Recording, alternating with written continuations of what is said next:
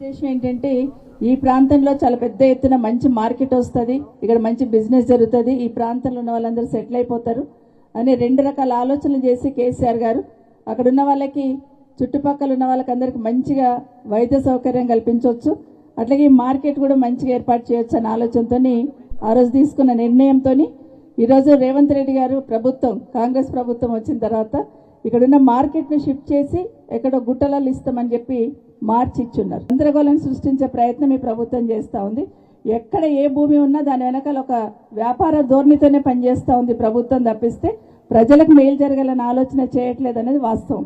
ఈ రోజు ఎట్లా ఉందంటే ప్రజలు ఎటన్నా పోనీ ఏమన్నా కానీ మా ఖజానా నిండితే చాలన్న లెవెల్ ఈ ప్రభుత్వం పనిచేస్తుంది అనేది వాస్తవం. కళ్ళకు కట్టినట్టు కనిపిస్తుంది. మనకు ఎక్కడ భూమి ఉన్నా కూడా అక్కడ గద్దల్లాగా వాలిపోతా ఉన్నారు. ఈ మార్కెట్ ఇక్కడే రావాలి, మన మార్కెట్ ఇది, మన కోసం మన పిల్లల భవిష్యత్ కోసం వస్తున్న మార్కెట్ ను కాబట్టి ఖచ్చితంగా కాపాడుకుందామని తెలియజేసుకుంటాం. అంతర్జాతీయ ప్రమాణాలతోటి డిజైన్ చేపించి దాదాపు 350 కోట్ల రూపాయలని బ్యాంకులో డిపాజిట్ చేసి మరి పండ్ల మార్కెట్ తో పాటు ఒక అంతర్జాతీయ ప్రమాణంతో ఒక ఫిష్ మార్కెట్ ఏర్పాటు చేయాలి. పూల మార్కెట్ అలాగే మహబూబ్ మెన్షన్ గంజ్ కూడా ఇక్కడ తీసుకొచ్చి ఒక అంతర్జాతీయ ప్రమాణాలతోటి మార్కెట్ చేయడం వల్ల ఈ ప్రాంతం బ్రహ్మాండంగా డెవలప్ అవుతుంది. తద్వారా మరి అలాగే ఇంకా బాగా అభివృద్ధి చెందుతున్న ఆలోచన చేసి మరి ఇంత స్థలంలో ఒక 10 ఎకరాల్లో మళ్ళీ ఇక్కడ కూడా ఒక 100 పడకల హాస్పిటల్ ఏర్పాటు చేద్దామని చెప్పి ఆ రోజు హరీష్ రావు గారు కేసీఆర్ గారు నిర్ణయించుకోవడం జరిగింది.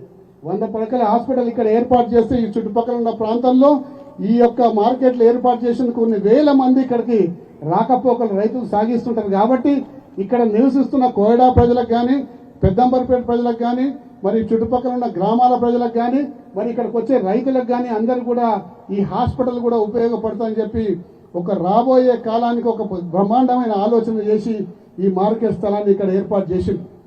కానీ ఇక్కడ ఏర్పాటు చేసిన మార్కెట్ స్థలం యొక్క ఈ ల్యాండ్ మీద ఈ ప్రభుత్వానికి కన్నుబడ్డది.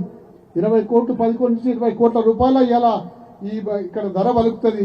కాబట్టి టీజీఐసీకి దీనికి అప్పచెప్పేసి దీన్ని 50-60 లక్షలకు ఎవరికైనా అలాట్ చేసేసి మిగతా పైసలు దండుకోవాలన్న ఒక దురాలోచనతో ఈ మార్కెట్ నుంచి ఇక్కడి నుంచి షిఫ్ట్ చేస్తున్న సంగతి మీరు గ్రహించాలని చెప్పి సందర్భంగా మనం చేసుకుంటాం. మీకు అందరికీ తెలుసు, గత 4 సంవత్సరాల కింద పెద్ద ఎత్తున ఇక్కడ కోయడా మార్కెట్ రాష్ట్రంలో కాదు సౌత్ ఇండియాలోనే పెద్ద ఎత్తున ఈ మార్కెట్ కమిటీ రావాలనే ఆలోచనతోటి గవర్నమెంట్ ఇక్కడ సెలెక్ట్ చేయడం కూడా జరిగింది.